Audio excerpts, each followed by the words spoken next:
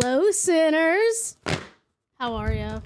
On today's installment of the Letterboard of Truth, our quote of the day is, listen to disabled folks. First, there was Watergate. No, the other one. Then there was Categate, Tattoogate, and now Teachergate? Anyway, let's talk about the Teachers Off Duty podcast.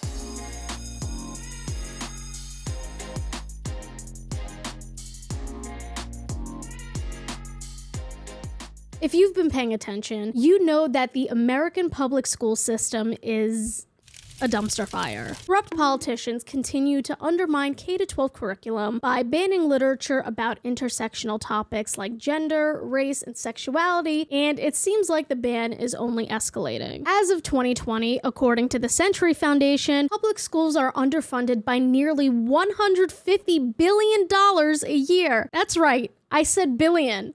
With the B. However, school districts with large demographics of Latina and Black students are more likely to be underfunded than predominantly white districts, facing an average deficit of over $5,000 a student. Not to mention the increase in classroom size, the decrease in safety, and lack of adequate pay. No wonder why a teacher shortage is on the horizon. Considering that teachers are laying the educational foundation for the next generation, you'd think that they'd be treated just a little bit better.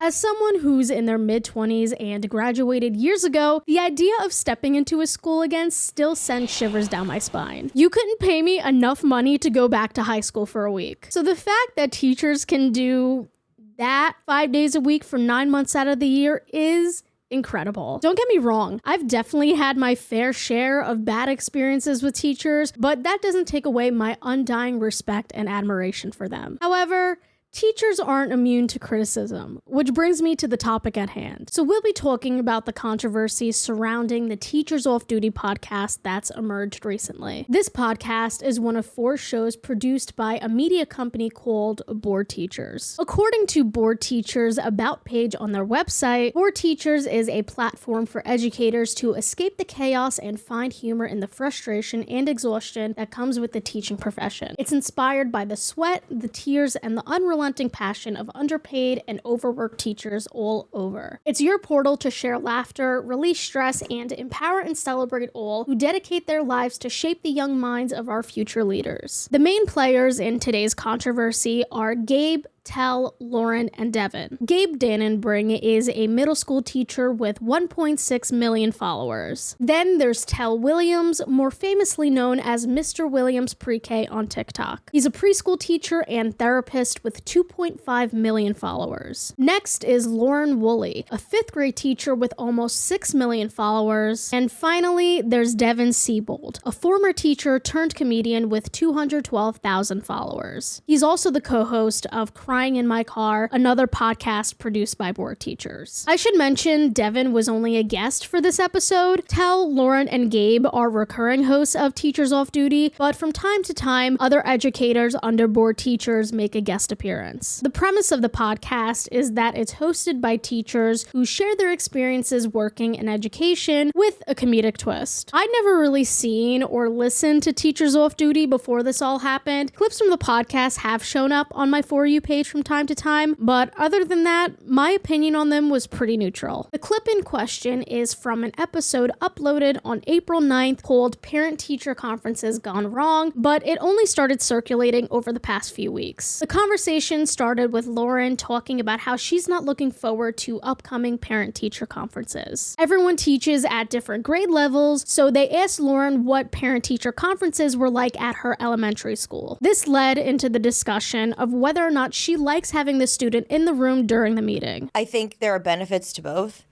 And like there are sometimes things you just want to talk about with the parents, but majority of the time, like I like when the kids are in the room too because it holds them accountable. Now, this is where it gets dicey. I had a couple of kids that are like, they're on IEPs, but like they're very, very like barely qualified as an IEP.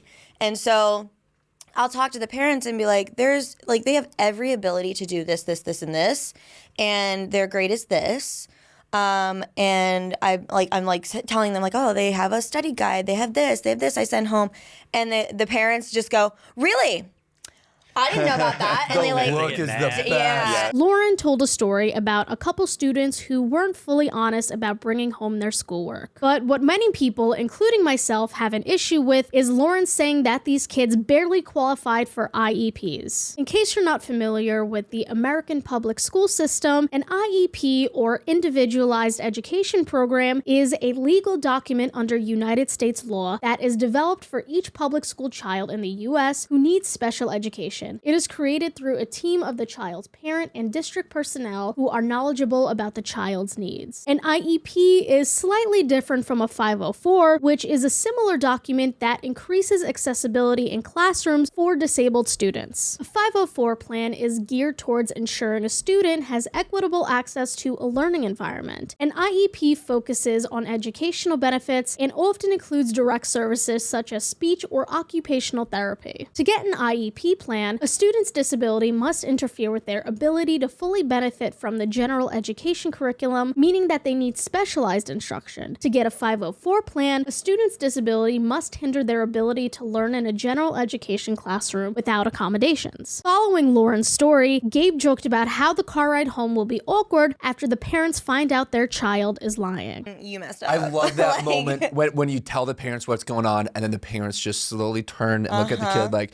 oh, that's not what you told me. Yeah. And you just know right away, like, oh, this is not going to go good once they get in the car. This is not going to go good for them. After an ad break, Devin chimed in with his own quips on the subject, and this is what he had to say. Like when you get to like basically talk crap about the kid and the kid's there, because you can be like, this kid is DUMB, and I would be worried about him knowing what I'm saying, but he can't spell. So he's just sitting over there going, I'm dome. Yeah, I'm dome. And so you got to like kind of lean into it, lean into it. The joke is that by spelling out the word dumb, certain students won't know their teachers are making fun of them because they're so dumb. Keep in mind, we're still talking about disabled children here. Devin's joke is what really sent fans over the edge, and rightfully so. Many educators, parents of disabled children, and disabled folks themselves expressed their hurt and anger over the comments made by the Teachers Off Duty podcast. Barely qualifies for an IEP.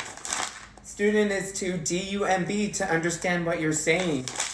Laughs when children are about to get in trouble with their parents. Not respecting the preferred pronouns and preferred names of our trans students. I'm sorry. We're human. It doesn't fix anything! I'm going to be a little raw, and this is in particular to all those teachers that were on the Teachers Off Duty podcast. While you think it's fun to make fun of children with disabilities and call children that can't read horrible things, I'm going to get ready to pack my daughter's bag for school, where I have to pack 2 AAC devices so she can try to learn to talk. And I'm going to write how her night was, because this is the only communication that I get from the school, because it's the only way I know how my daughter's school day was. I write it every day, and I read it every day, and I don't fight this hard to have people call kids like my daughter that word. You guys are so wrong. The only communication I get. And then what, you want to make fun of them behind their back? Man, horrible, horrible people. Oftentimes, a teacher is a child's first bully. The guy at the end is wrong. Talking bad about a child is never okay. It should be creating a convo with both parent and child to help correct the situation. This is so heartbreaking as an IEP kid, and knowing I had teachers that hated me because my brain just doesn't process some things. Gosh, I have an IEP, and if this is what teachers do, this is so saddening. Unfortunately, this is a very common occurrence for students with IEPs. A good number of commenters shared stories of teachers ignoring their support needs and even outright mistreating them for needing accommodations. So when they heard the awful comments made on Teachers Off Duty, it reminded many disabled folks of how poorly they were treated in school. I wanted to hear more perspectives, so I asked my audience to share their experiences if they had an IEP or 504 in school. I would recommend going to my community tab if you want to delve further, but here are just a few of the 700 plus responses I I received. I don't have an IEP, but I have a 504 for hearing loss. My teachers all ignore it, and some of them refuse to grade me differently for hearing-based projects, mostly foreign language, because I still get good grades. Multiple teachers have said in response to my parents and the guidance counselor that I just need to pay more attention in class. Overall, it has not been a good experience, and teachers have always made me feel guilty when asking for help. Horrible. None of my teachers follow it, and when I brought it up, they told me to stop being demanding. My diagnostic appointment for my autism was a demeaning 6-hour process I regret, and my IEP assessment was even worse, making me feel like a toddler. My teachers mainly talk down to me like a toddler, which kills me. I have a math teacher right now who uses a baby voice on me. I'm in high school. My school district is infamous for not following IEPs and 504s to the point where they only rarely give them out because the teachers know there's no point of them here. My overall experience has been horrible. Almost none of my teachers have ever followed it or even bothered to read it, and I've specifically been told by a guidance counselor, who is the main overseer of my IEP, to not take adaptive PE because I'd be with the really disabled kids. For context, I'm physically disabled to the point of not being able to walk for more than 15 minutes, even with a cane. The diagnostic process was possibly worse. I was repeatedly told that I should try to lose weight and that I was probably just vitamin deficient. I ended up having symptoms so severe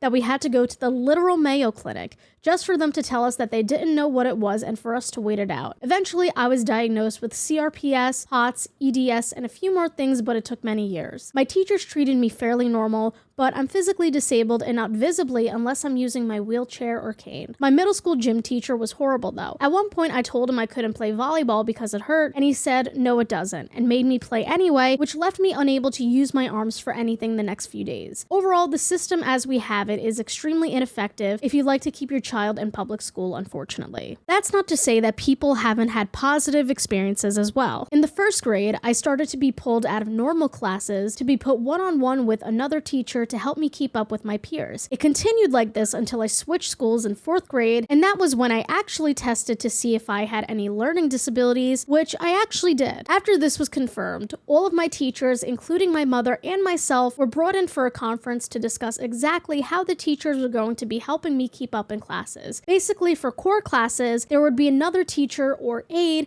to help assist me or anyone else that happened to be in my class if they needed help. Overall, my experience was good. They always asked me how they could help me understanding things better in both classes and in teacher-student settings. Obviously, people will be people, and some aides were kinder and more helpful than others, but I'm very grateful for all the help they gave me during my time in school. I personally never had a negative experience with the teachers treating me differently. It was always the students that were mean about me needing some extra help in class. Not an IEP, but a 504. My diagnosis was surprisingly easy back in 2020. I didn't even think I had autism beforehand, but I'm lucky to say my experience with it so far has been nothing but positive, with teachers being understanding and sometimes even go out of their way to give me extra help and be supportive. My overall experience was amazing. I was finally able to get the support I needed. The diagnostic process wasn't easy. It took a couple months of testing, and I remember it being very tedious and repetitive. Teachers treated me differently, but I feel they were more understanding, though that could have been because I was able to go to such a good school. We had a lot of different branches of special education there, and we had the highest population of deaf students in our state, so I think that helped a lot. I just want to mention that people's positive experiences don't invalidate or falsify others' negative experiences, and vice versa. Growing up with an IEP is going to be different for everyone. Ideally, every student with a disability would be treated with kindness, compassion, and respect in and out of the classroom, but after looking through my community tab and many TikTok comments, unfortunately, that's not always the case. Some people even began saying that Meghan Trainor was right in cursing out teachers on her podcast Workin' It a couple months ago. If you're not aware of that drama, back in April, Meghan Trainor was talking about her time in school with Trisha Paytas on her podcast, which is a whole other can of worms. Just because she has a few funny sound bites floating around, I don't think someone like Trisha Paytas should be given a platform, but I digress. The issue of homeschooling came up, and they expressed their frustrations with the public education system in the US, which led to Meghan saying this. Oh, But we're homeschooling our kids. Same. I think everyone. Yeah, like, everyone on TikTok is. They're like, this is what it's like to have a kid in school in America. I have a bulletproof backpack. I was like, fuck all that. Like that, but also Bullying. kids can be mean. Teachers, that was my trauma. Teachers, and, you know. But then also, the violence. I mean, I think it's just that thing. It's not even private school. It's just like having them homeschool. Many people took offense, claiming that Meghan was not only out of touch, but also contributing to the pre-existing negativity surrounding teachers in 2023. Meghan apologized for her crass language, claiming that her anger in the moment came from her loved one's negative experiences with teachers. Teachers of TikTok and teachers of the world, I recently said F teachers on a podcast, and it's not how I feel. I was fired up because we were talking about how sending your kid to school here in America is so horrific, and what all of us have to go through, but especially teachers, is not normal and not okay. I had Trisha Paytas on the podcast, and I knew her history with her teachers, and I knew my husband's history with his teachers, and I was bullied by some teachers. So in that moment, I got angry and said, F teachers, F those specific human beings back in the day, but I did not mean that to all teachers. Meghan received a mixed reaction to her apology, and Tell, one of the co-hosts of Teachers Off Duty, even made a response video. I love teachers. I fight for teachers. Hi there, Meghan. I'm Mr. Williams. I'm a pre-K teacher and a therapist. I just want to know if the teachers that you speak of that you fight for, if they're in the room with us right now. And I'm just kidding, but listen, I don't know if you watch the news or anything, but as someone who fights for teachers, I'd assume that you wouldn't let something as stupid as saying fuck teachers get out there, you know? That's not really fighting or advocating for us, okay? We're just getting shit on even more. We get lost in the heat of the moment. We say stupid things that we don't really mean, right? But here's my issue. I too have a podcast, and I've said things I regret on the show. Maybe I've dropped an F-bomb. Maybe something didn't come out the way I wanted it to. I knew it could be flipped around. Here's the thing, that has to go through editors. And then probably you have to take a listen to it before it gets posted. And you proved it each set of the way. Now, at one point, did you sit there and say, wow, I got lost in the heat of the moment. I didn't mean fuck teachers. Hey, can you pull that out? No, you proved for it to go out there. That's my issue. Because at several times along that way, you could have said, ooh, I don't want to say fuck teachers anymore. I want to say, let's go fight for them. But you didn't. And that really sucks. I'm sure this will blow over. You're famous. It'll be fine. But I really hope you know how disappointing this was. And please keep in mind that someday your babies are going to grow up and they're going to have teachers. And I really hope by then you can find your kind words. While I agree with Mr. Williams, I think it's ironic that he called out Meghan for letting the final edit go through, because you could easily turn around and accuse Teachers Off Duty of doing the same thing. Given that they've all worked with children for years, and I assume they've taught several students with IEPs or 504s, you would think at least one of them would turn around and say, hey, maybe it wasn't our intention, but we come off like we're mocking disabled kids. Maybe we should cut this portion out. The fact that they initially didn't see what was wrong with their comments is rather concerning. Initially, Meghan received tons of flack for saying F teachers on her very large platform. However, once Teachers Off Duty started getting called out for this controversy, many users switched sides, saying that Meghan should feel vindicated because these are the kind of teachers she was talking about. Now we should break down what was said and why it was problematic. Let's start with Lauran. Saying that a student barely qualifies for an IEP is blatant ableism, obviously. Even if a student appears to not need an IEP, for instance, if they get good grades, that doesn't negate the fact that said student legally requires a certain level of accommodation. This part also confused and upset a lot of people because IEPs aren't easy to obtain. IEPs are filed for those with physical, intellectual, and/or learning disabilities, language and/or behavioral disorders, and vision and/or hearing impairment. The reason I say and/or is because a student can have one or more of these conditions. Disabled students go through various evaluations, observations, and tests done by teachers, psychologists, and therapists through the district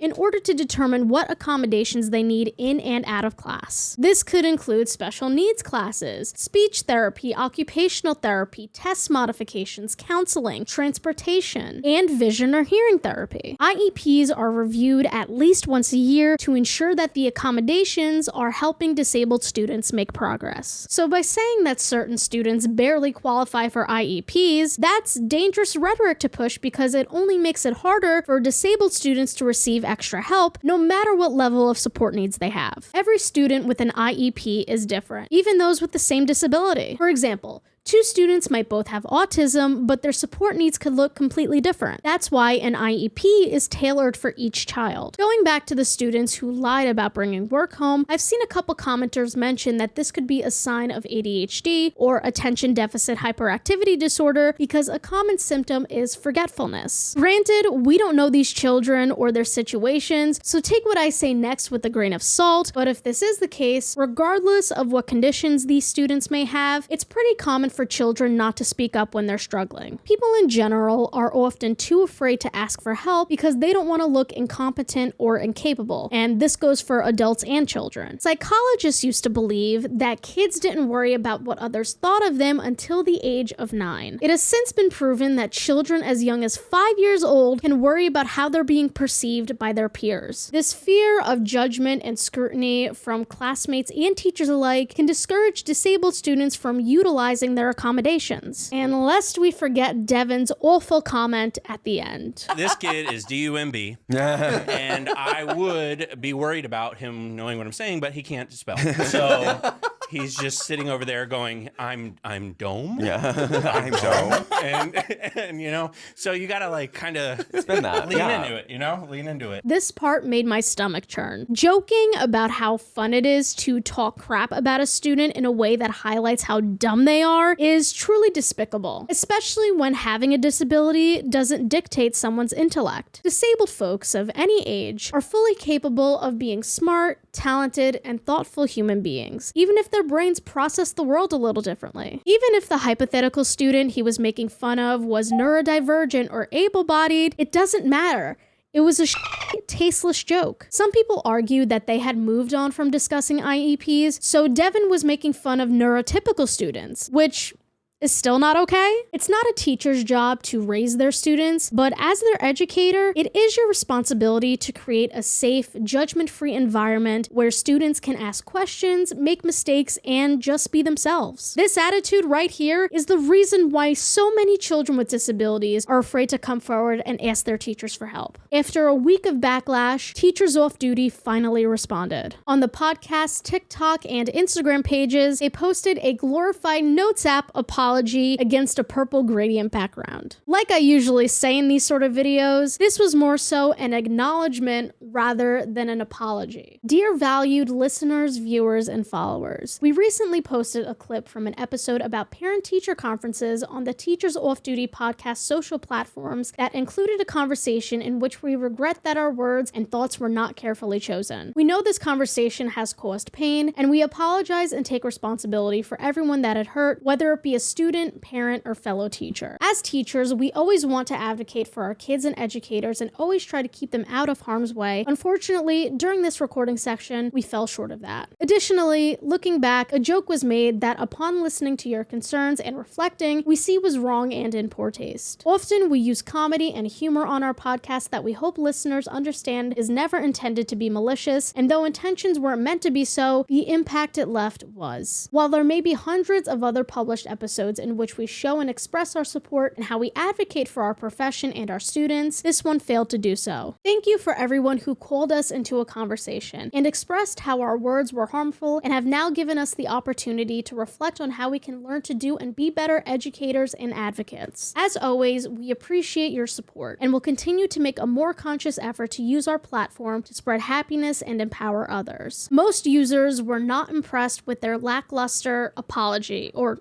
acknowledgement. Around the same time, each individual teacher posted their own acknowledgements/apologies. Well, most of them at least. As of now, Gabe has yet to address anything, and in my opinion, he's sort of letting his colleagues take the fall for this controversy. While he might not have directly made the offensive comments, he was still a bystander. The 3 remaining teachers all had interesting responses, so let's go through them individually. Mr. Williams was the first teacher to address what was going on. He responded to a TikTok comment underneath the official Teachers Off Duty account's acknowledgement/apology. You know what I mean. So this right here is why our words matter. There's been a lot of discussion, rightfully so, on the harmful things that were said on the Teachers Off Duty podcast. And also, before I go any further, I think it's important that I apologize for my complicity in the situation and recognize that I'm probably not the advocate that I always pride myself in being. Tell explained that while he didn't make these offensive comments, he should have put a stop to the conversation in order to let everyone reflect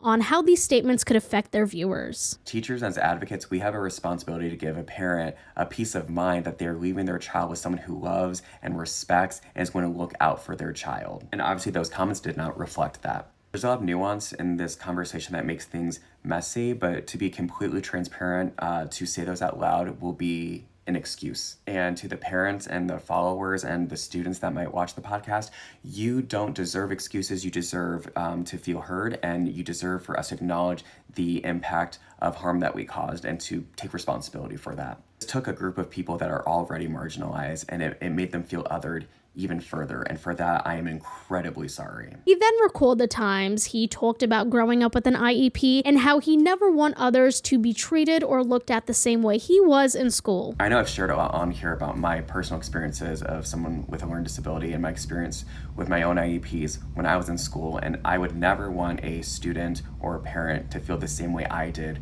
growing up in school. The comments on the podcast did just that, and I want to take responsibility for my part of that. Mr. Williams shared that he had been in contact with the parent of a disabled child, and he encouraged his followers to show her some support. At the end, Tell admitted that he had a lot to learn from the situation, and he asked his followers how he can learn and be better moving forward. In the comments, Tell agreed that the podcast's official apology was not enough. Spoiler alert, out of all the teachers' initial responses, his video got the most positive feedback. Viewers praised Mr. Williams for holding himself accountable and for being open to listen and learn. Some viewers expressed that they were still hurt by the comments made, but Mr. Williams responded to quite a few of them and apologized directly. Tell posted 4 follow-up videos showing his audience that he was making an active effort to learn. In the first video, he explained how students with learning disabilities are more likely to develop mental health problems. Hi, I am Tell, not Mr. Williams, the teacher today. Today, I'm a student.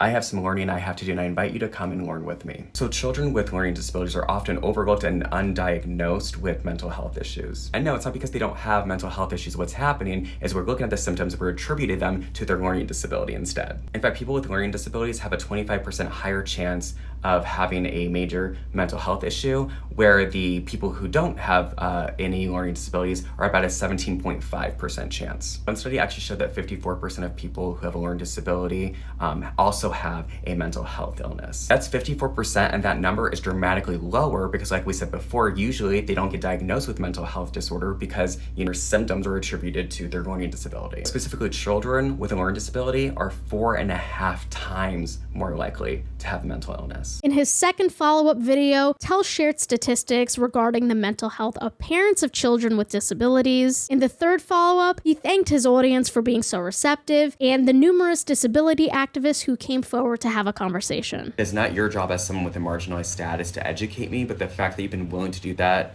I'm humbled and thank you so much. You've helped me understand that just because I wasn't the one in the podcast to make those ableistic comments does not mean that my complacency wasn't just as impactful. Not speaking out then is problem enough, but I also didn't think to tell our editors or our producers or the owner of the podcast to edit that out, and that is a huge issue. I know both on the podcast and on my TikTok, I've shared my own personal story of what it was like to grow up with an IEP and be dyslexic and not read until 3rd or 4th grade. I've also documented my journey of being later in life diagnosed with ADHD, anxiety, and a binge eating disorder. I deeply harmed a community that I'm a member of, and that is not okay. Mr. Williams then said that if he wants to call himself an advocate, he needs to unpack his biases and continue to learn. At the end of his third TikTok, Tell let his audience know that he'll be taking a step back from social media in order to reflect. A few days later, Tell posted a 4th video detailing his experiences growing up as a child with dyslexia. Every grown-up in my world would just tell me I need to try harder, I need to concentrate better. And I just couldn't, and I was never able to explain to them why. I could not get my mind to concentrate. When I would sit still and try to read, it felt like there were a bunch of spiders crawling on me and I just had to move. I also had a really difficult time regulating my emotions, and I would have these exhausting crying fits at school and at home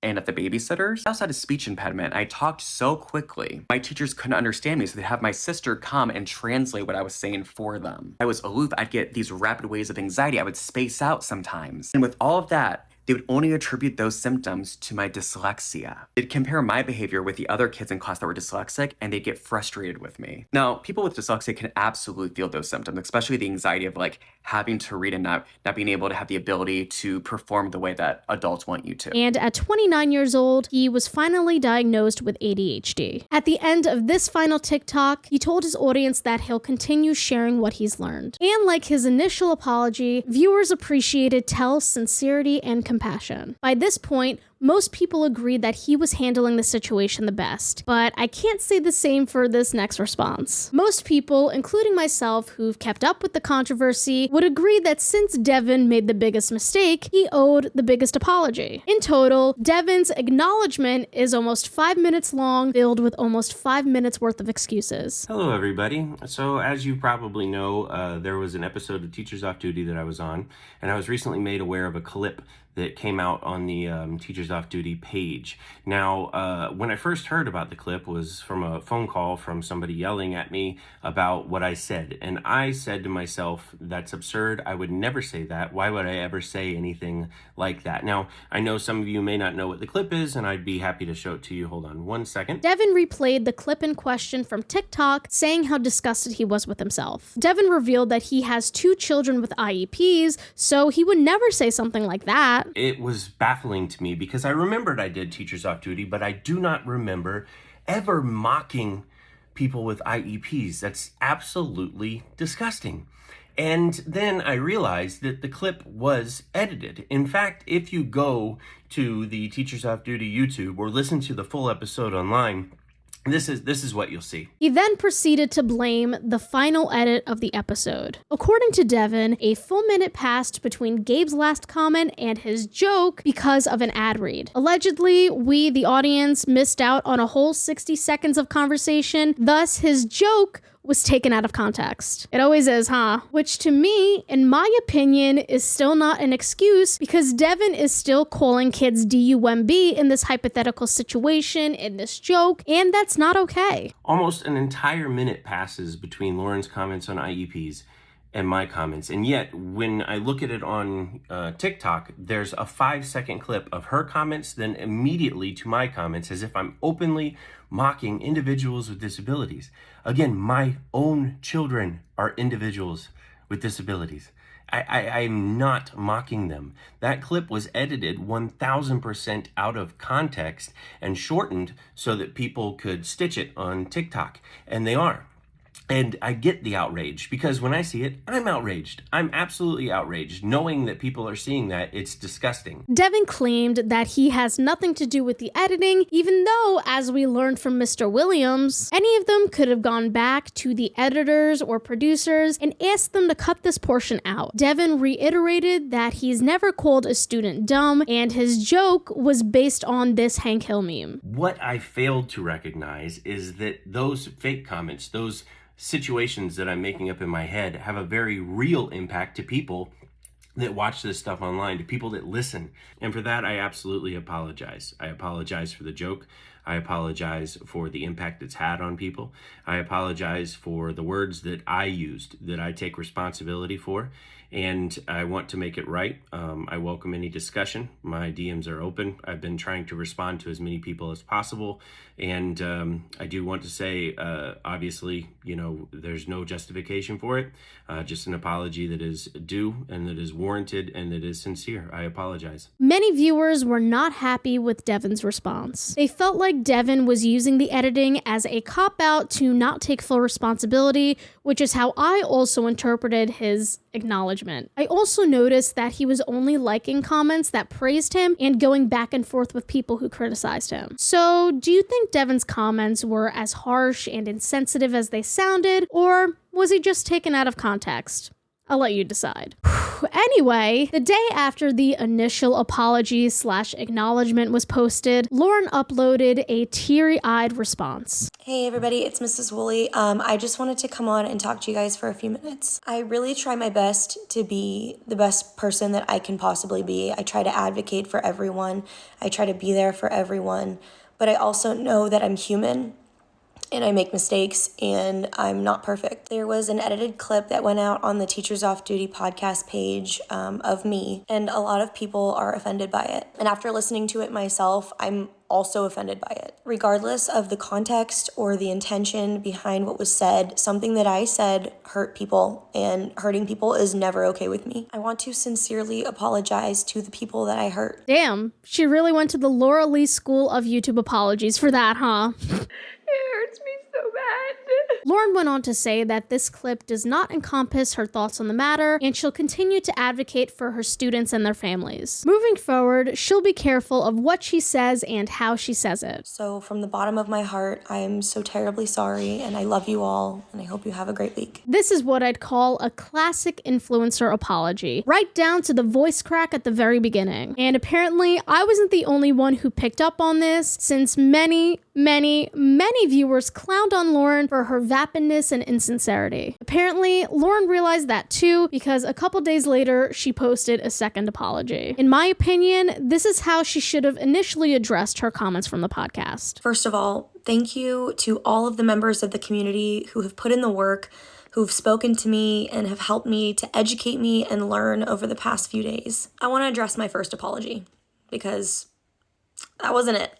That was not it. I realized that I was deflecting, and that is not what you deserve. It made it seem like what I said was a miscommunication or like a slip of the tongue, and not indicative of the ableist belief systems that I had not unpacked yet. Since I was not a student with an IEP growing up, this is not my apology to accept. None of these apologies are mine to accept, but I appreciate that she clarified and held herself accountable in this follow-up. Going forward, Lauran wants to use her platform to advocate for the disabled community and shed light on systemic ableism. Thank you for calling me into this conversation and giving me the opportunity to learn. Thank you for the opportunity to grow as a person and an educator. I appreciate you all, and I'm excited to learn alongside you. Following her second apology, Lauran posted 2 videos educating her audience on disabilities in children. In the first one, she said she wants to learn how to best support her students with IEPs. So I wanted to look for ways of how to better support my students with IEPs. One of the ways that I like to do that in my classroom is with fidget toys. As an adult currently going through the process of being diagnosed with ADHD,